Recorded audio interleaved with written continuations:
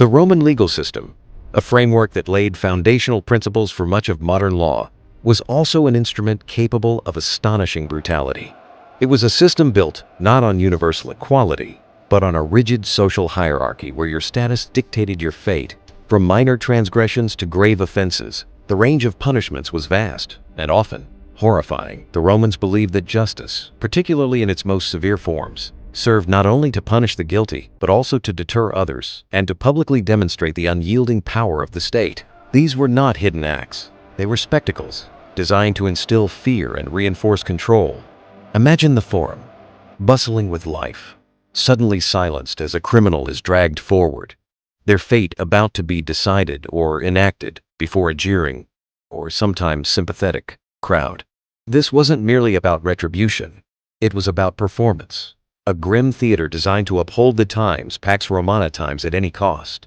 For a minor offense, perhaps a petty theft or a street brawl, a common citizen might face a flogging, a public humiliation meant to sting both the flesh and the reputation. But for those deemed a greater threat, or for individuals of lower social standing, slaves, non-citizens, the impoverished, the justice system transformed into something far more chilling. Their punishments could escalate rapidly, stripping them not just of their dignity, but often of their very lives, in ways that were intentionally prolonged and agonizing. It's a stark reminder that beneath the grandeur of Rome's architectural and philosophical achievements lay a dark underbelly, where the rule of law was frequently synonymous with the rule of terror. We're not simply talking about prisons, which were rarely used as a form of punishment in ancient Rome, primarily serving as holding cells for those awaiting trial or execution.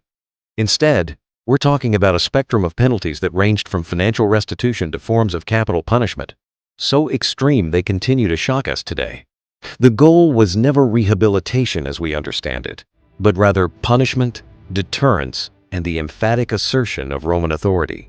Let's delve into this chilling reality, exploring the four escalating levels of brutality that characterized punishment in ancient Rome. Each level reveals a deeper layer of societal control, a more profound assertion of power, and a more agonizing fate for those who dared to defy the empire. We'll start with the more common, though still severe, forms of punishment, then progressively uncover the truly extreme, those reserved for the most heinous crimes or the most despised members of society. Punishments designed to utterly break the individual and send an unmistakable message to the masses. This journey through Roman justice isn't for the faint of heart, but it offers a crucial understanding of the mechanisms of power that sustained one of history's most enduring empires. The first level of Roman brutality, often applied for what might be considered lesser offenses, focused heavily on physical pain, public humiliation, and the stripping of status without necessarily resorting to immediate death. This level of punishment was designed to correct behavior, yes, but more importantly, to demonstrate the state's power and to shame the offender publicly. For common citizens, humiliars, even minor transgressions could lead to severe corporal punishment. We're talking about flogging, for instance, where someone might be publicly whipped with a times flagrum asterisk, a vicious device often embedded with metal or bone fragments, designed to inflict maximum pain and tear the flesh. Imagine being dragged into the Forum, the heart of Roman life, surrounded by crowds, and enduring such an ordeal. The pain was excruciating, but the public disgrace was arguably just as devastating, especially in a society where honor and reputation held such weight. Beyond simple beatings, other forms of corporal punishment included branding, where offenders might have a mark burned onto their skin, permanently identifying them as criminals or slaves. This was a lasting scarlet letter, ensuring that their past deeds followed them wherever they went, making it difficult to reintegrate into society. For those of higher standing, the times honestiores asterisk, such public shaming might be avoided. Instead, fines were a common penalty for lesser offenses, sometimes multiple times the value of stolen goods, a hefty sum designed to make restitution and deter future crime. If a criminal couldn't pay, they might face indentured servitude to cover the debt. Exile was another significant punishment at this level, though it had variations depending on social status and the severity of the crime. For citizens, there were generally two types. Relegatio times meant banishment from Rome or a specific province, but the individual retained their citizenship and property. This was a form of social death, a stripping away of their community and connections, forcing them to live out their lives in obscurity. More severe was time's deportatio asterisk, which involved permanent banishment to a remote location, accompanied by the loss of citizenship and confiscation of property. To a Roman, losing citizenship was a profound degradation, severing all legal ties to the state and leaving them vulnerable. They were no longer protected by Roman law and could even be considered outlaws, a precarious existence indeed. It was a fate often reserved for treason or other serious crimes. For slaves, punishments at this level could be far more arbitrary and harsh, reflecting their non-person status under Roman law. Beatings, prolonged chains, or even being sold to harsher masters were common. Their bodies were considered property, and thus their suffering was often of little legal consequence to their owners. This first tier, while not always resulting in death, established a clear boundary. Challenge Roman order, and you would be made to suffer, both physically and socially. Moving into the second level of brutality, we encounter punishments that were designed not just to inflict pain or shame, but to extract grueling labor and slowly break the spirit, often leading to an early death. These were sentences that turned a person into a mere tool, a disposable commodity in the vast machinery of the Roman Empire. The most prominent punishment in this category was time's damnatio ad metallum asterisk, or condemnation to the mines. This was a sentence typically reserved for slaves, prisoners of war, and serious criminals, effectively turning them into state slaves. Life in the Roman mines was a living hell. Sent to remote locations across the empire, from Britain to Spain to North Africa, these condemned individuals faced notoriously harsh conditions. They toiled in darkness, often deep underground, extracting precious metals or stone. The work was backbreaking, the air quality terrible, and the risk of collapse or injury constant. Food was minimal, hygiene non-existent, and disease rampant. Without proper tools or safety measures, limbs were crushed, lungs filled with dust, and bodies wasted away. It was a slow, agonizing death sentence, stretched over months or years, where every day was a struggle for survival against an unforgiving environment and brutal overseers. Escape was almost impossible, and the conditions were such that few survived for long. To be sent to the mines was to be condemned to a prolonged, torturous end, an existence stripped of all humanity. A milder version, though still a terrible fate, was time's damnatio ad ludos asterisk, condemnation to the games. This meant being sent to a gladiatorial training school, asterisk ludus asterisk, and forced to fight as a gladiator in the arena. While some gladiators gained fame or even freedom, the vast majority faced a brutal, short-lived existence. They fought other condemned criminals, professional gladiators, or even wild animals, often with minimal training and inadequate weaponry.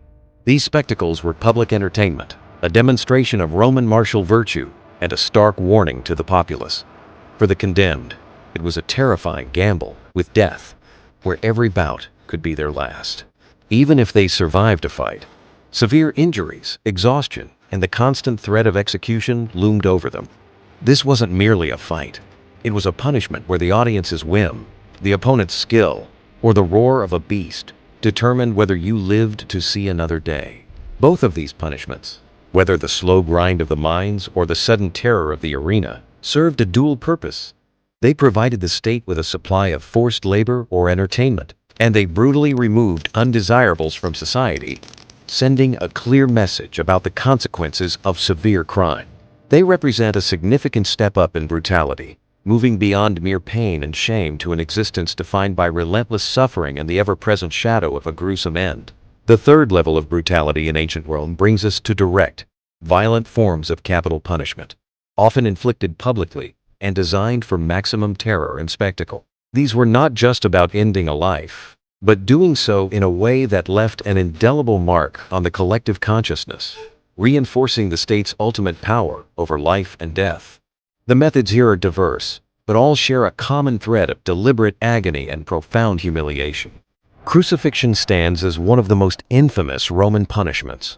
It was generally reserved for non-citizens, slaves, rebels, and those deemed a direct threat to Roman stability. The victim would often be scourged brutally beforehand, then forced to carry the Times patibulum asterisk, the horizontal beam of the cross, to the execution site. There, they were nailed or tied to the cross, usually through the wrists and feet, and left to die a slow, agonizing death. Death could take hours, or even days, often resulting from suffocation as the body's weight made breathing increasingly difficult, or from blood loss, dehydration, and shock. Soldiers might break the victim's legs to hasten death, preventing them from pushing up to gasp for air. Josephus Flavius mentions the Romans crucifying defenders along city walls. It was a deeply shameful death, denying a proper burial and ensuring maximum public exposure, with bodies sometimes left to rot as a stark warning. After Spartacus's revolt, Crassus famously crucified 6,000 slaves along 350 miles of the Appian Way, a horrifying testament to its deterrent power. Another terrifying spectacle was Time's damnatio ad bestias asterisk, condemnation to the beasts. This was a form of capital punishment, where criminals were thrown into the arena to face wild animals like lions, leopards, bears, or bulls. Often stripped naked and sometimes tied to posts, the condemned had little to no chance of survival. The animals, often starved to make them more vicious, would tear the victims apart for the entertainment of the Roman crowd. It was part blood sport, part entertainment, and a gruesome death sentence that denied the person a proper burial, which was of great importance in Roman culture. This was particularly reserved for the lowest members of society, including Christians during periods of persecution. Burning alive, or Time's vivi crematio asterisk, was also used, particularly for crimes like arson or treachery. Nero infamously executed Christians by using them as human torches in his gardens after the Great Fire of Rome in AD 64. Victims might be dressed in flammable robes, smeared with pitch, and set alight, their screams echoing through the public spaces as they were consumed by flames. This method combined extreme pain with the terror of watching one's own body incinerated. A truly horrifying end. These methods were not just forms of execution. They were carefully choreographed public displays, designed to satisfy the thirst for justice, entertain the masses, and most crucially, to instill terror and obedience among all who witnessed or heard of them. They were an undeniable assertion of Rome's power, a brutal reminder that defiance came at the highest, most agonizing cost. Finally, we arrive at the fourth level of brutality, reserved for the most heinous offenses against the state, family, or the very fabric of Roman society. These punishments were meticulously crafted to be uniquely horrifying, often combining elements of physical torture with profound symbolic degradation, ensuring that the condemned suffered a death that was not only agonizing, but also deeply disturbing on a psychological level. They were designed to represent a complete annihilation of the individual, both in body and spirit. One of the most peculiar and utterly gruesome punishments was the Times poena culae asterisk, or penalty of the sack. This was specifically reserved for Times parricide asterisk, the murder of one's father, mother, or other close relative, a crime considered an abomination against natural order. The condemned would first be scourged, then sewn into a large leather sack with a selection of live animals, typically a dog, a rooster, a snake, and a monkey.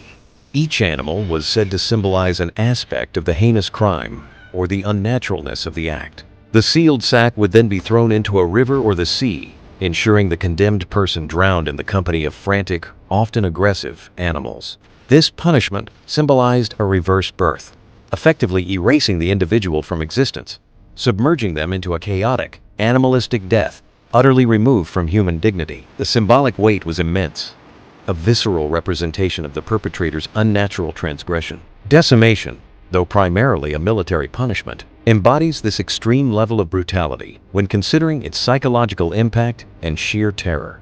Reserved for units that displayed severe cowardice, insubordination, or failure in battle, it was a chilling method to restore discipline through terror and shared guilt. The word itself comes from the Latin for removal of the tenth. If a unit was found guilty, 1 in every 10 soldiers, chosen by lot, would be executed by their own comrades. The condemned soldiers would typically be beaten to death with clubs or stones, sometimes by their very friends and tent mates, while the surviving 9 were forced to watch. This wasn't just about punishment. It was about tearing apart the bonds of camaraderie, forcing soldiers to participate in the brutalization of their own, creating an overwhelming sense of fear and absolute obedience. It's a profound example of how Rome weaponized psychological trauma to maintain control over its legions. Finally, we must consider the times proscriptio asterisk, a political weapon so severe it was eventually abandoned even by the Romans. Those declared enemies of the state had their names publicly posted. Any citizen could then kill them and claim a reward. Offering aid to a proscribed person was itself punishable by death or proscription. This was not merely an execution. It was a state-sanctioned hunt, turning ordinary citizens into bounty hunters and dissolving all legal protections for the accused. It created an atmosphere of pervasive fear and suspicion, tearing communities apart and leading to widespread bloodshed, often based on political expediency rather than strict legal principles. This complete abrogation of legal process for a select group highlights the ultimate, unchecked power the Roman state could wield when it perceived its very existence to be threatened. These 4 levels of brutality showcase a sophisticated, albeit horrifying, spectrum of punishments in ancient Rome. From public beatings and forced labor in the mines to the agonizing display of crucifixion and the symbolic horror of the times poina culae asterisk, Roman justice was a complex, often terrifying, system designed to maintain order, assert dominance, and leave an unforgettable mark on both the condemned and the witnesses. The punishments were not random acts of cruelty. They were calculated instruments of state power, reflecting a society deeply concerned with hierarchy, public spectacle, and the absolute reinforcement of its authority. Understanding these levels allows us to grasp the true nature of Roman governance and the lengths to which an empire would go to preserve its intricate and often brutal order.